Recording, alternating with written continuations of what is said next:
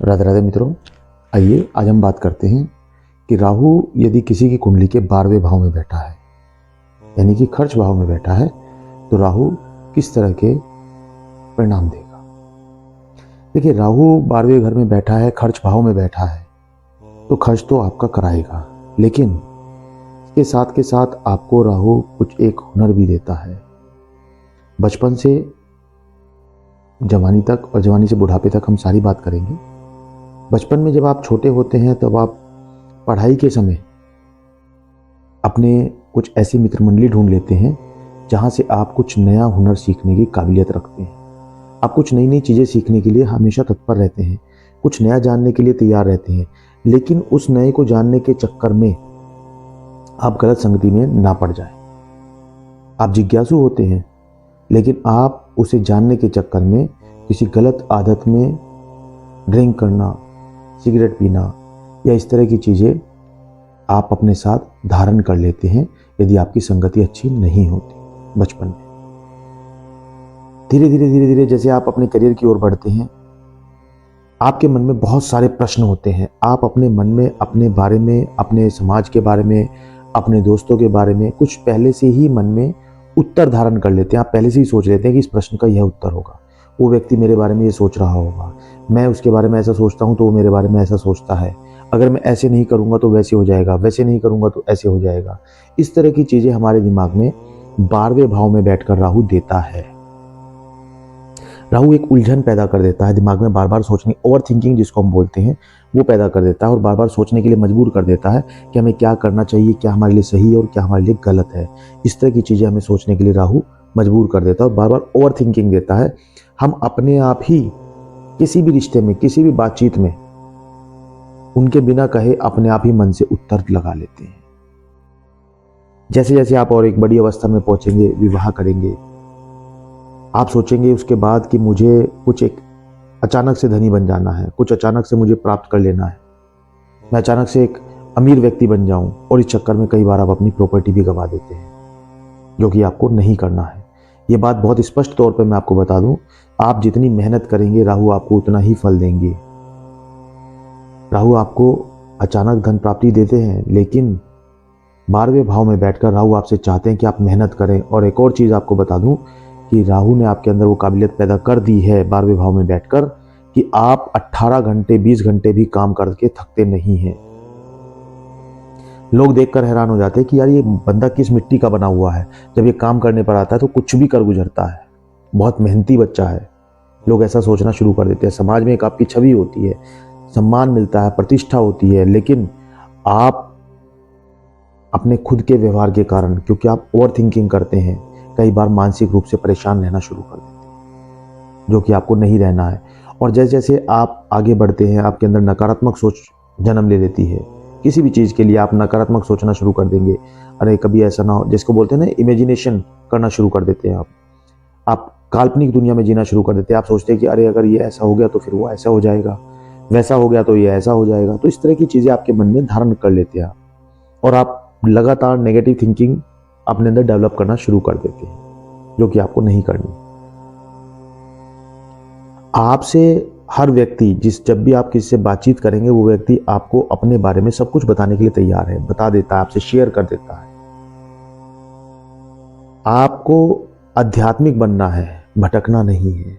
आपको अपने जीवन में ऐसे रास्ते पर चलना है जो आपको अध्यात्म की ओर ले जाए। आपको मेडिटेशन पर बैठना है, आपको ध्यान अभ्यास करना है। नहीं तो 12वें भाव का राहु आपको भटका देगा और आपको ड्रिंक की लत लगा देगा, आपको सिगरेट पीना सिखा देगा, आपको तरह तरह के मादक पदार्थों का सेवन सिखा देगा, जो कि आपको नहीं करना है, जिससे आपको बचना है। क्योंकि अगर आप एक बार उस लत में चले गए तो कोई व्यक्ति आपको नहीं बचा सकता और आप अपना सब कुछ खो देंगे। राहु यहाँ बैठकर आपको अति उत्साही बनाता है। अति उत्साही का मतलब कि आप चाहते हैं कि मैं कुछ और जल्दी से अमीर बन जाऊं, जल्दी से कुछ आगे बढ़ जाऊं, जो कि आपको नहीं करना है। आपको अपने मन की नहीं माननी है। बेसिकली क्या है, राहु आपको एक मन के साथ जोड़ देता है, अपने मन के साथ जोड़ देता है और मन में आपके तरह तरह के विचार भेजता है, और आप उस मन की जब मानना शुरू कर देते हैं तो वो आपके लिए और ज़्यादा गलत परिणाम देना शुरू कर देता है। आपको मन की नहीं माननी है। कोई भी कार्य यदि आप कर रहे हैं तो प्लानिंग के साथ आपको करना है। आपको सोच समझ के उसके ऊपर पहले उसका एक ओवर पूरा सब कुछ ड्राफ्ट तैयार कर लेना है। जब आप उसका ड्राफ्ट तैयार कर लें उसके बाद उस पर आगे बढ़ें। ये नहीं किसी भी काम में, कोई भी आप व्यवसाय कर रहे हैं, जॉब कर रहे हैं, कि उसके बारे में बिना सोचे समझे जाने बुझे आप उसमें चले गए। आप उसके बारे में पहले जान पहचान करें, उसके बारे में पूरा प्रॉपर निकालें कि क्या करना है आपको, कैसे करना है। एक और चीज़, जैसे जैसे आप उम्र के पड़ाव पर आएंगे, बुजुर्ग अवस्था में आएंगे, बड़ी उम्र में आएंगे, तो आप अपनी प्रॉपर्टी को भी अपने बच्चों के नाम करने से डरते हैं। आपको लगता है कि कहीं ऐसा ना हो, यदि मैं अपनी प्रॉपर्टी अपने बच्चों के नाम कर दूं तो मेरा बेटा, मेरा बहू मुझे खाना ना दे, मुझे घर से बाहर निकाल दे। ऐसी चीज़ आपके मन में रहती है, जबकि ऐसा कुछ भी होने वाला नहीं है। और जिस कारण से जब आप ऐसा नहीं करते, आप उनके नाम प्रॉपर्टी नहीं करते हैं, वसीयत नहीं करते हैं, तो उनके सामने समस्या आती है और वो बच्चे आगे आपके जाने के बाद बहुत ज़्यादा परेशान हो जाते हैं। उन्हें प्रॉपर्टी, अपनी ही प्रॉपर्टी को लेने में बहुत ज़्यादा समस्याएं आती हैं।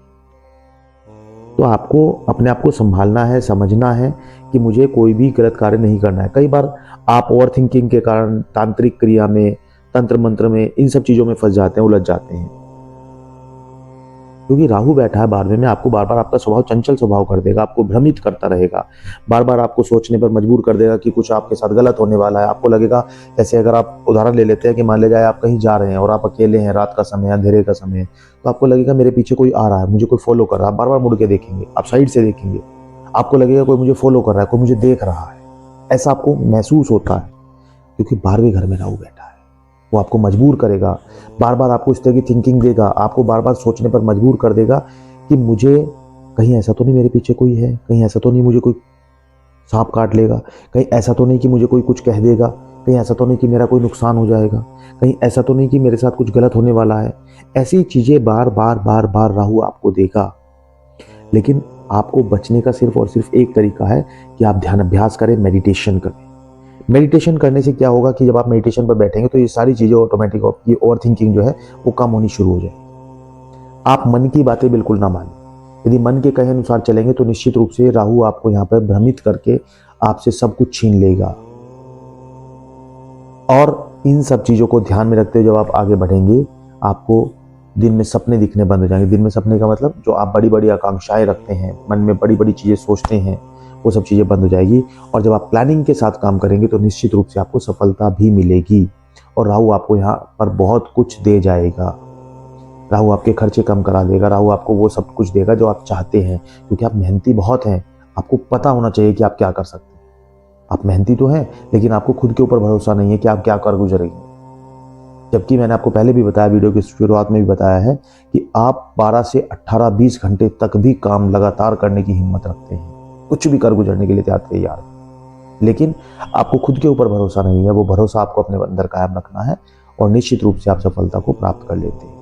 मित्रों, वीडियो क्या आपसे संबंधित है? क्या वीडियो में जो चीज़ें, जो पड़ाव हमने बताए हैं वो उसी तरह से आपके जीवन में घटित हो रहे हैं? हमें कमेंट में ज़रूर बताएं।